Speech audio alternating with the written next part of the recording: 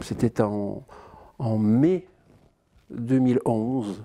Par le biais de plusieurs examens approfondis, on a découvert en moi une sorte de corps étranger qui prospérait et qui phagocytait mon organisme et dont je n'avais jamais, je dis bien jamais, pressenti l'existence. Une tumeur maligne aux dimensions conséquentes. Dans cette situation absolument effroyable, j'ai été pris en main par quelqu'un qui s'appelle Evelyne Stromboli, qui m'a été envoyé par mon chirurgien, par celui qui allait être le premier de 2 chirurgiens qui sont penchés sur mon sort. Et donc là, j'ai eu la sensation qu'une étape nouvelle allait intervenir. Alors, Madame Stromboli m'a récupéré dans un état psychologique assez pitoyable, bien évidemment, puisque je n'avais jamais eu mal, du moins à cette partie-là. Mon cancer, il était en moi, et il faisait son œuvre délétère, et là, il a fallu que j'en prenne conscience. C'est vrai que si j'ai un souvenir, j'allais dire cuisant de notre rencontre, c'était sur un lit d'hôpital où j'étais un petit peu évanescent, et elle m'a dit voilà, il faut se battre, il faut remonter à cheval. Alors bon, il y aura des étapes, mais il faut faire tout un cheminement intérieur. Et ce cheminement intérieur, il a commencé par toute une réflexion, bien évidemment aidée par les exercices de sophronisation, etc. Toute une réflexion autour de la conscience du corps.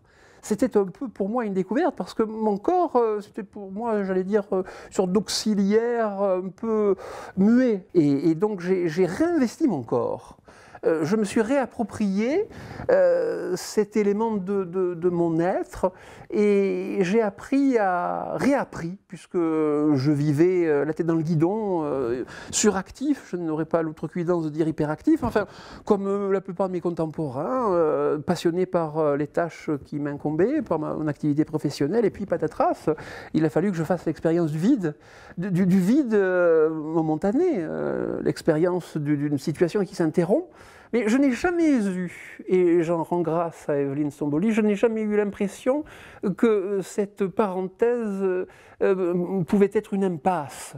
Je me suis dit, voilà, ma vie est entre parenthèses, il faut que je lui redonne du sens, que je lui redonne de l'énergie, que je la réactive, en prenant conscience, en intégrant dans mon champ de conscience cette corporalité dont il faut bien dire que je l'avais pas mal sacrifié, ou du moins occulté. Et alors là, il y a eu de la chimiothérapie, il y a eu 6 mois de chimiothérapie, 6 mois assez éprouvants, prélude à 2 interventions, une néphrectomie dont la durée était conséquente, je crois pas moins de 6 heures d'intervention. Il y avait donc une tumeur maligne importante et un thrombus qui s'était insidieusement logé dans la veine rénale et qui remontait dans la veine cave, ce qui justifiait la perspective d'une 2e intervention chirurgicale en cardiovasculaire. Donc c'est ce qui s'est produit 6 mois plus tard. Et donc l'accompagnement a été de chaque seconde. Je ne le dis pas par flagornerie, mais par nécessité de rendre à Evelyne Stromboli ce qu'elle m'a donné.